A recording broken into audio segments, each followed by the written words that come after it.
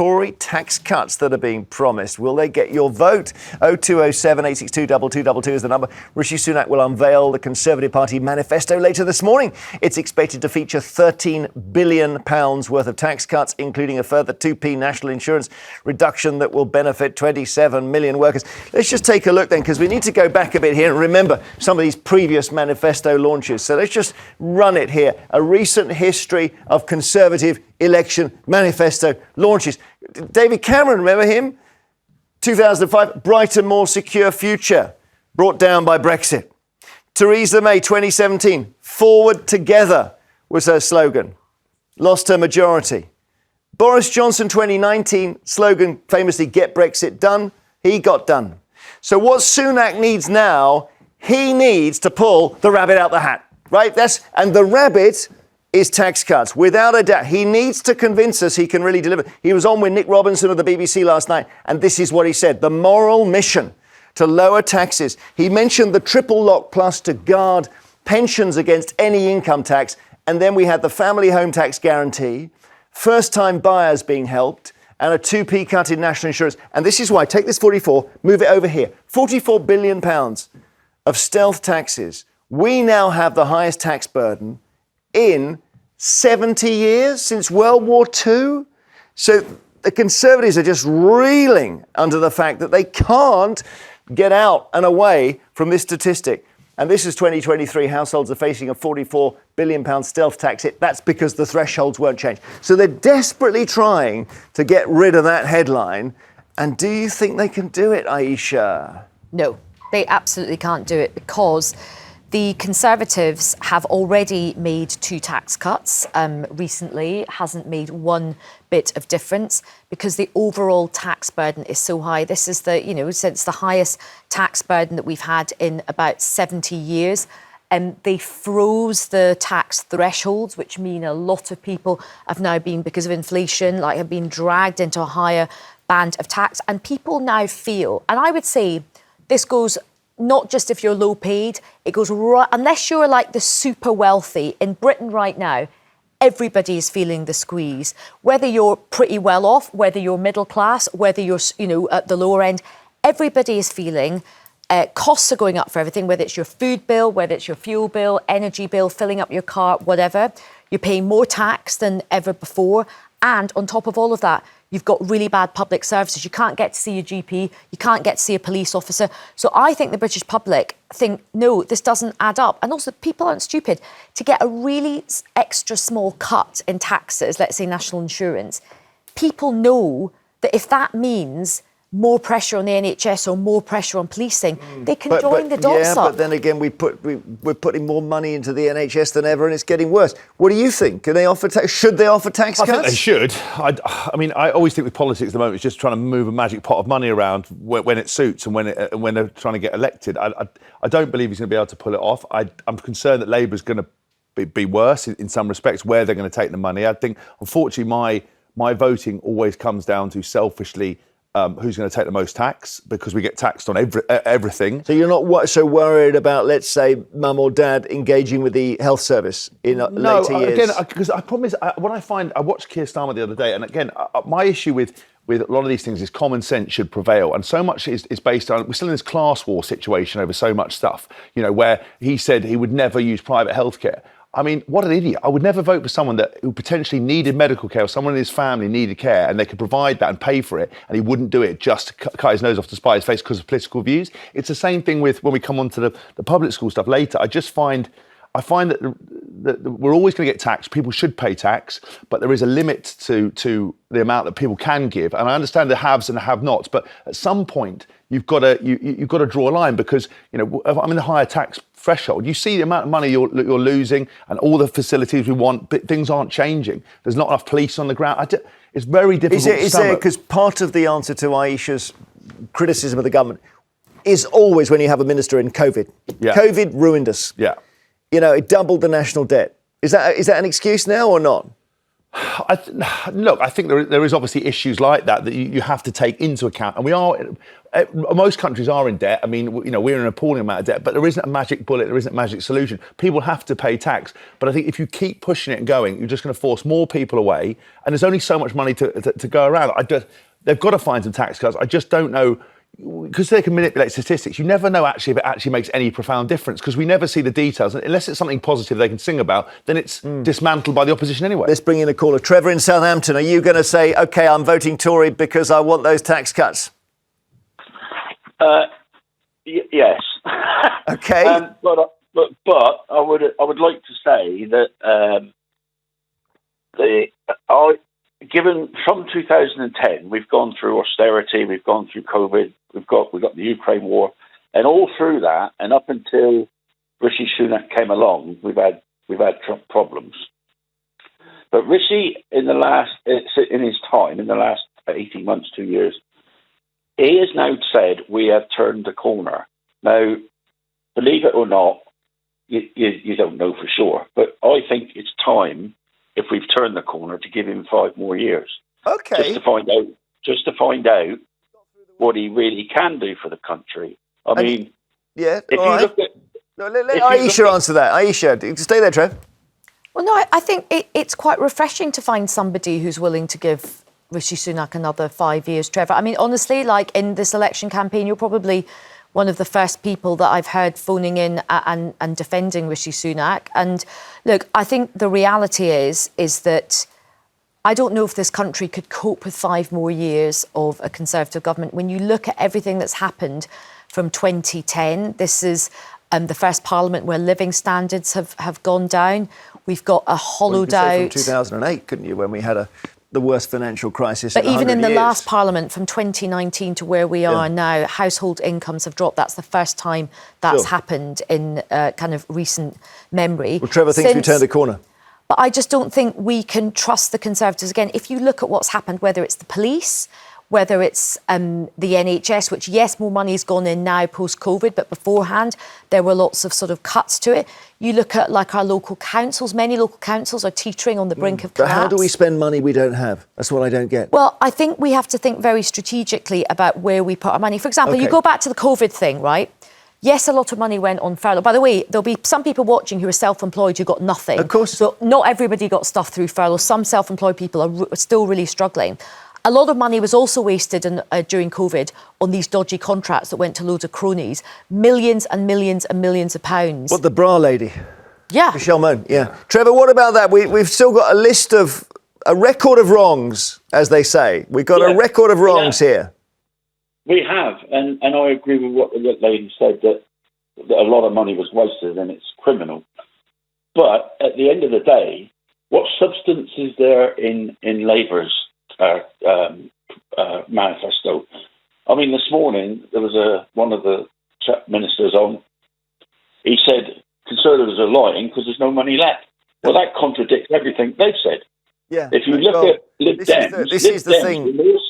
But the Lib Dem manifesto was more sincere than Labour.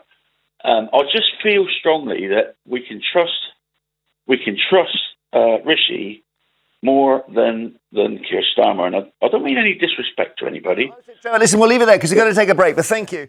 Now, more calls on whether actually you say, look, 5 more years and the Tories can sort it. I'm just going to show you, this is Esther McVeigh, one of their candidates, and she got laughter she didn't really want in a meeting yesterday when she said, look, we are in the best position to clear things up. The Conservative Party always gets the country back on its feet. So she wasn't expecting. She said the Conservative Party always gets the country back on its feet. And the laughter. Sunak says he'll make sure earners, parents and pensioners keep more of their money. He claimed Labour would do what socialists do and take more. Labour said his plans were the most expensive panic attack in history. Simon in Manchester, hi. Hi, hello, panel. Hi, so Trevor, our last caller, was saying, look, Sunak's, he's convinced him, he just 5 more years, he'll sort it out. No. No, he's had 14 years. I consider the Conservatives more like Labour light. They're kind of like the Labour Party of Tony Blair, New Labour. They're not really true Conservatives. I voted Conservative for well, since I was 18, I'm now 60. I cannot vote for them anymore. I just can't. You sounds like you might be going over to Farage, are you? I am indeed. I just believe him. I simply trust him more. This is the problem with the Conservatives and Labour. They've lost trust. I cannot believe them. They simply don't tell the truth. Well, Labour, but they haven't, in a sense, had any opportunity to tell any lies for 14 years because they've been in opposition. So they're coming in with a clean slate, aren't they?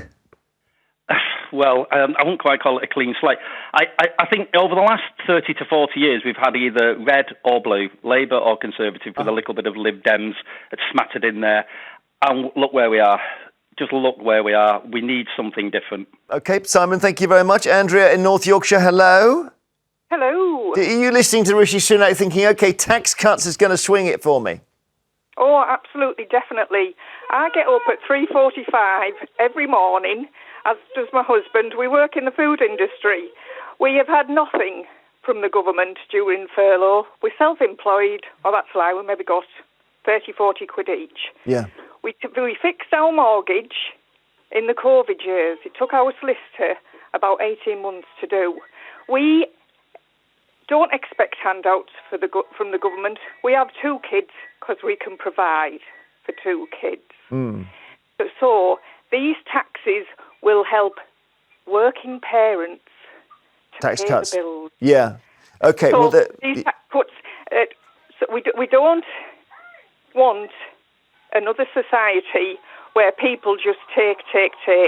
Because we've worked, because we have paid our taxes, these tax cuts will help us provide for our children, provide for our self-employed business, provide for the young workers that we employ, because they're going to be a cut down in national insurance. OK, let me stay there, Andrea. We've got Keith in Warwickshire. Do you agree with that, Andrea, that this is... Sorry, Keith, do you agree with Andrea? This is the game changer? Absolutely not. 14 years of this. Listen, when this Tory government come in 2010, they brought the bedroom tax in. Then they took all the money off disabled people who are saying they were fit for work and they're not. And this is where they're going to get the money from. Not from, they always look down, this government, never look up. And they'll take off the poor and the needy, like they did before, and they'll do it again. Yeah, everyone works in this country hard. Not just her, everybody. Andrea, what do you want to say to that? Go on, Andrea. We need to keep the businesses open. We need to employ the young people. Without business, we are screwed. So please don't stop giving the tax cuts. Please don't stop helping businesses employ people. Keith. We're paying the ICE taxes in 70 years. I said, where are you coming from, voting for this government who squandered billions to their mates on these private contracts in COVID? That's where all the money's gone. They're promising to cut taxes now, Keith. That is the Tory government.